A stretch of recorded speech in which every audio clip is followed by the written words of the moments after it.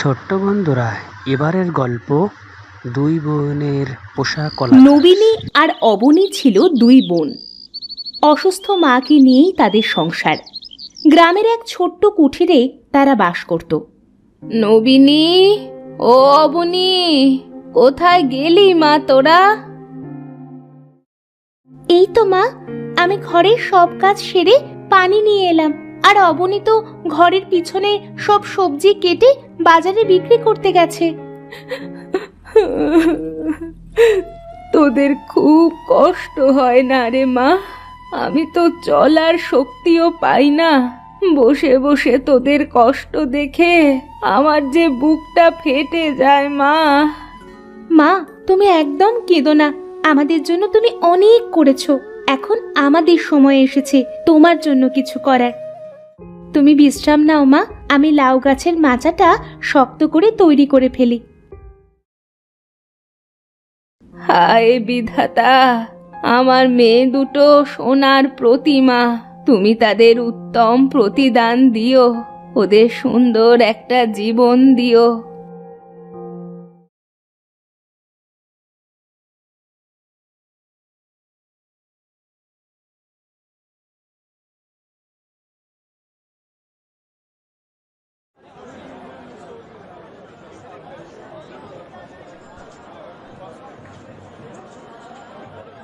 আজ বড্ড দেরি হয়ে গেল। নবীনী হয়তো একা একা কাজ সামলাতে হিমশিম খাচ্ছে। দ্রুত যেতে হবে। তখন রফিক মিয়া পিছে থেকে অবনীকে ডাকতে শুরু করলো। অবনী, এই অবনী। রফিক কাকা, সব ঠিক আছে তো? আপনি আমাকে ডাকছেন যে?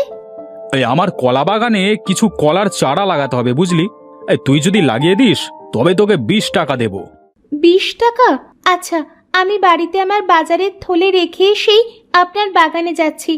ধন্যবাদ কাকা, আপনি অনেক উপকার করলেন। অবনী চলে গেল।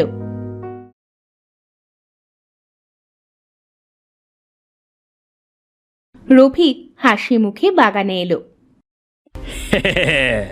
যেখানে সকলে 50 টাকা চাচ্ছিল সেখানে 20 টাকাতেই কাজ হয়ে গেল। এ কি বলে ব্যবসায়ী।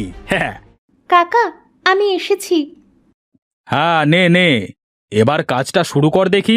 আমি ওইখানটায় বসলাম।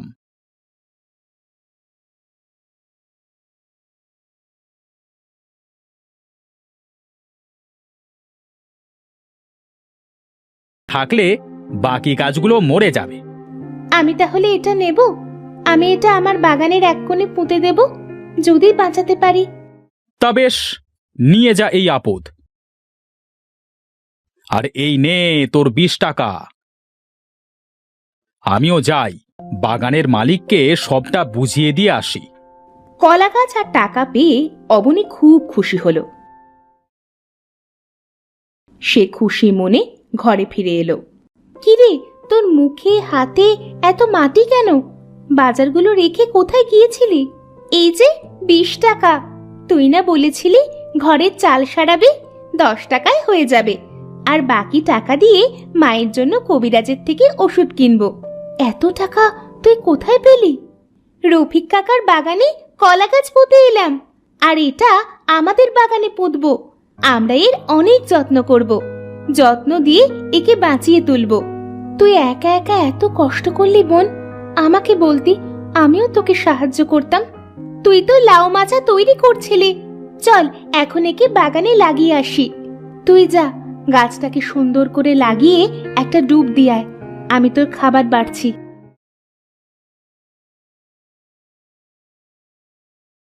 মা খেয়েছে আপু? তুই কেন এখনো না খেয়ে বসে আছিস? তোকে রেখে কখনো খেয়েছি? তাড়াতাড়ি খা, সব জুড়িয়ে গেল। পান্তা আর পেঁয়াজ, এর আবার জুড়ানো কি? জানিস আপু, আমি শুনেছি পান্তা ভাত দিয়ে কলা মেখে খেতে খুব মজা।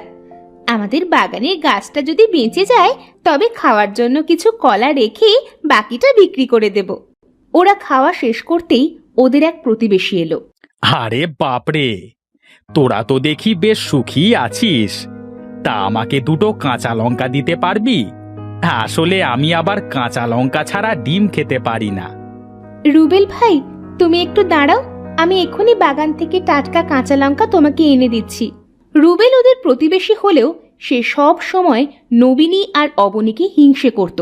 ছোট্ট একটা বাগান থেকে সামান্য সবজি ফলিয়ে ওদের কত সুখে দিন কাটে।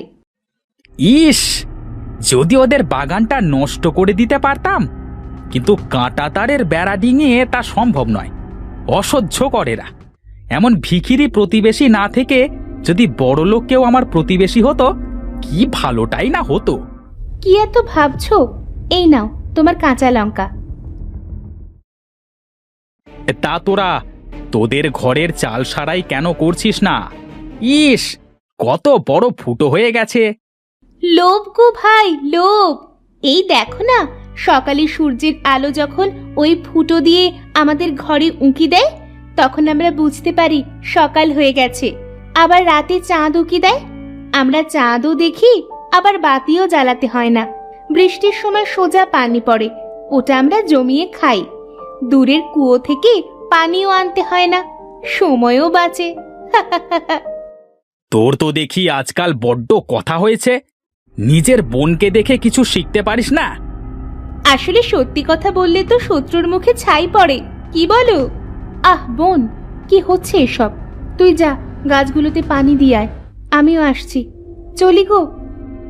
আমি কি তোদের বাড়িতে থাকতে এসেছি?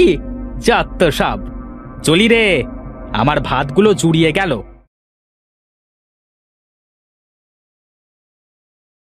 দুই বোনের যত্নে ধীরে ধীরে কলা গাছ বড় হয়ে গেল। ওরা ওদের সুখ দুঃখ সব কলা গাছের সাথে ভাগ করে নিত। কলা গাছও যেন পাতা দুলিয়ে ওদের সব কথা শুনত।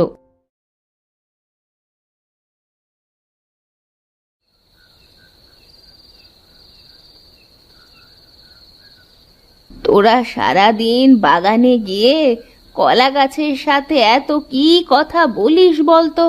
ও কি মানুষ যে তোদের সাথে কথা বলবে? মা, মানুষ শখ করে কুকুর পোষে, বিড়াল পোষে। আমাদের তো সে সামর্থ্য নেই, তাই আমরা দুই বোন কলা গাছটাকেই পুষছি। ও আমাদের পোষা কলা গাছ। কিন্তু জানিস তো, কলা গাছ একবার ফল দিয়েই মারা যায়।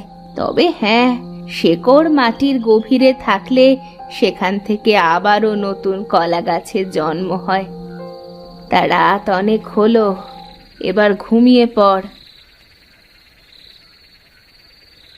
কয়েকদিন পর কলা গাছ থেকে একটা কলার মোচা বের হলো, আর অতি দ্রুত সেটি বড় হতে শুরু করলো। আমার প্রিয় কলা গাছ, আরে বাহ, কি সুন্দর কলার মোচা হয়েছে। এটা দ্রুত বাড়ছে, আমরা এবার মোচার ঘন্ট করে খাবো। মা বলে কলার মোচা খেতে খুব ভালো হয়। আচ্ছা বেশ। আরে বাহ, লাউগুলো তো বেশ হয়েছে। কাল সকালে ওগুলো নিয়ে বাজারে যাব।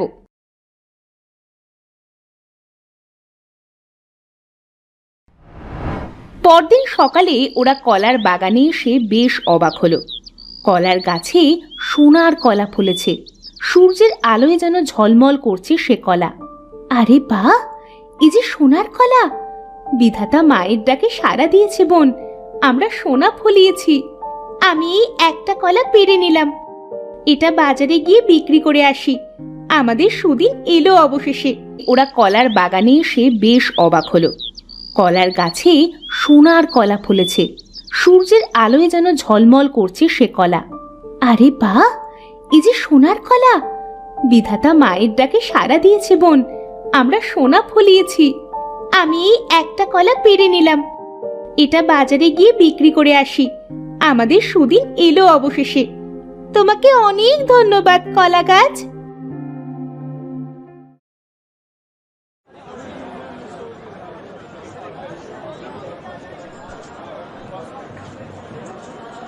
অবনী বাজারে গিয়ে কলা বিক্রি করলো, অনেক টাকা পেল। ওরা ওদের বাড়িটা সারিয়ে নিল, ওরা নতুন পোশাক কিনলো, সুখে দিন কাটাতে শুরু করলো। কিন্তু ওদের সুখ দেখে রুবেলের আরো হিংসে হতে শুরু করলো। এদের এত সুখের দিন এলো কেমন করে? কয়েকদিন আগেও তো নুন আনতে পান্তা ফুরুতো। না না, এদের উপর নজর রাখতে হবে। সেদিন থেকে রুবেল লুকিয়ে ওদের ওপর নজর রাখতে শুরু করলো। অবনী সেদিন কলা গাছের সাথে কি সব বলে সোনার কলা পেড়ে নিয়ে এলো আর বাজারে চলে গেল। ও, তার মানে এই কলা গাছই ওদের সাহায্য করছে। না না, এভাবে তো চলতে পারে না। ওরা আমার চেয়ে ধনী হতে পারে না। এই কথায় বলে আঙুল ফুলে কলা গাছ, এদের তো সবটাই কলা গাছ। এদের মজা তো এবার আমি দেখিয়েই ছাড়বো।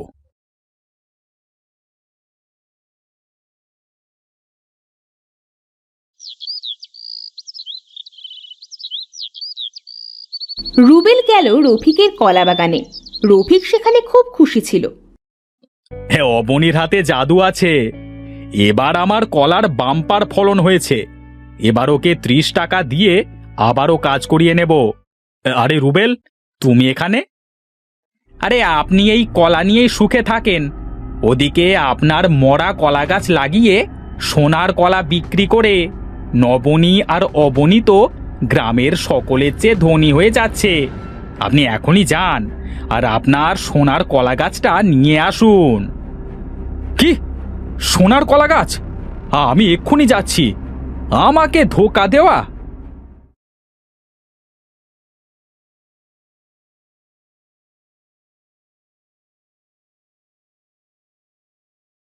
রফিক ভীষণ রেগে এলো অবনীদের বাড়ি।